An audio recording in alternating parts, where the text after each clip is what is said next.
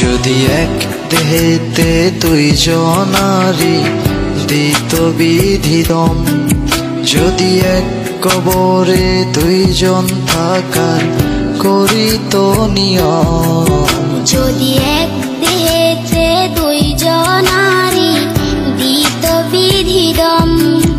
যদি এক কবরে দুইজন থাকার করিত নিয়ম, তবে তোমায় ভালোবাসিতাম, ও জনম জনম সঙ্গে থাকিতাম।